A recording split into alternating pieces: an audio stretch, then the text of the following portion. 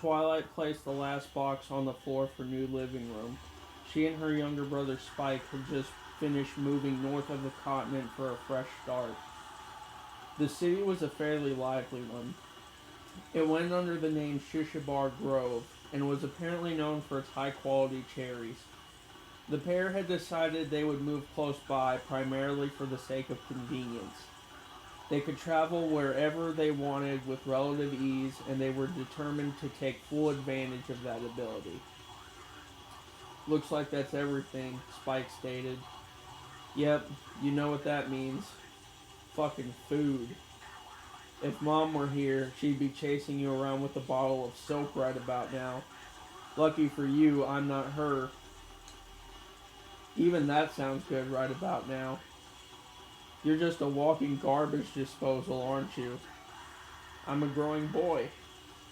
Yep, you're pudgy because of science. That's the reason. Meh, bite me. Remind me again, which one of us is the blood drinker here? Hey, if it wasn't for me, that little following of yours wouldn't be nearly as huge. Can't argue there. Anyway, how does pizza sound? You know I'm not gonna turn that down. Let me grab a shower real quick. Cool. Twilight disappeared from view. Spike took a moment to look around the place. Despite being close to the city, it had a distinctly homey feel. The carpet was a dull tan color. He could smell the air freshener Twilight had sprayed earlier in the day. It was a soft, soothing aroma without too much tang. He'd have to ask her what brand it was later. To pass the time, Spike listened to music in he and Twilight's room. Their collection consisted almost entirely of metalcore with a few new metal tracks thrown in. He chose his favorite of the bunch, a record released the previous year under the title This Is Love, This Is Murderous. Over the years, Twilight's obsession with gothic and hardcore culture had rubbed off on him. For hours, they would sit around listening to music, pondering how surreal the world seemed. Time began to pass as he reminisced. Twilight changed into a fresh set of dark clothes. She shaded her mouth with black lipstick, coating her eyes in a blend of mascara, liner, and shadow. Once she was ready, she retrieved Spike from their room. Let's go. Finally, I'm starving. Same here.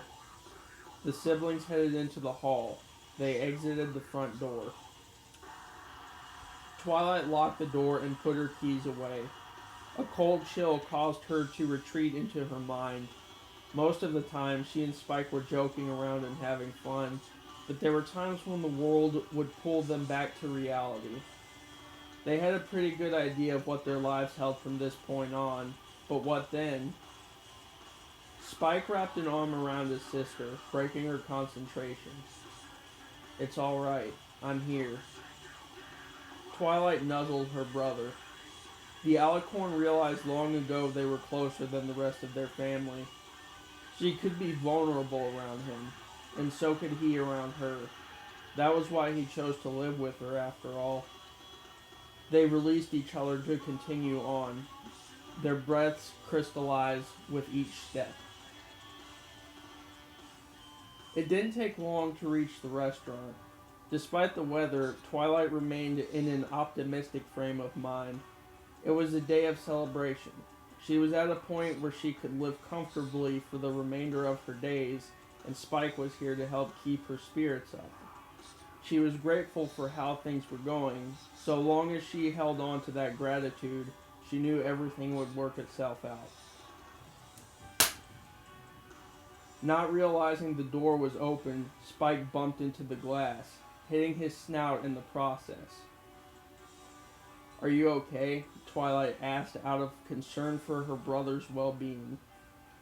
Yeah, gonna feel that one in the morning though. Sorry about that little dude, a feminine voice apologized. Twilight and Spike gazed up to see a blue Pegasus before them. Her mane displayed an amalgamation of colors. Twilight recognized them as the colors of the rainbow. Not only that, but they were in the exact same order. Behind her were 4 other mares. Not wanting to cause a scene, Spike played the incident off. No worries, not the first time I've slammed into something. Twilight always tells me I have a hard head. The Pegasus suddenly yelled in excitement. Holy shit! The siblings were startled by her sudden outburst. It's you, your Terra Freeze Twilight. Your fans? Twilight questioned curiously. Me and my friends worship you guys. You're fucking legends in the cyber world. I wouldn't say legends. Are you kidding? 1 million followers over a decade speaks for itself. I guess you could say I have some degree of recognition. I was one of your early followers back in '95 when you were starting out. I didn't even realize I'd been doing it for so long. Back then, there weren't a lot of places dedicated to the alternative scene. I saw your music collection and went to check it out. It melted my face off. I'd never heard anything so heavy before. Sorry I don't remember you. It's been a while. Hey, don't sweat it. I didn't really interact much with you back then. I was too intimidated. You were the voice of angsty suburban teens all over the country. Twilight gave a pleased smirk. In a weird way, it felt refreshing to hear praise from a stranger. Come to think of it, I was there when everyone jumped on the mystery wagon.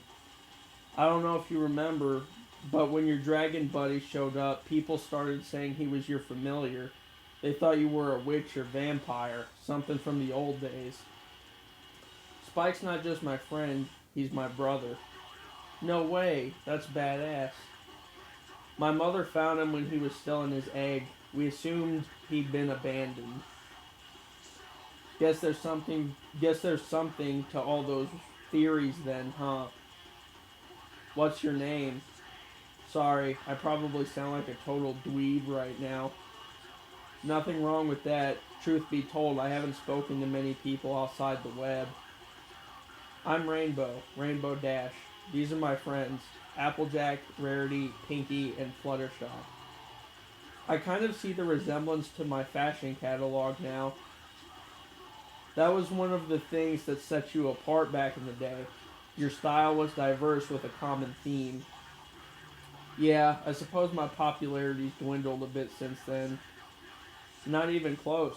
Everyone who copied your aesthetic mentions you in their bios. They do? Just last year, everybody went nuts when you picked up Bleeding Through's album on release day. I didn't have much time to check. I was finishing up my senior year of college at the time.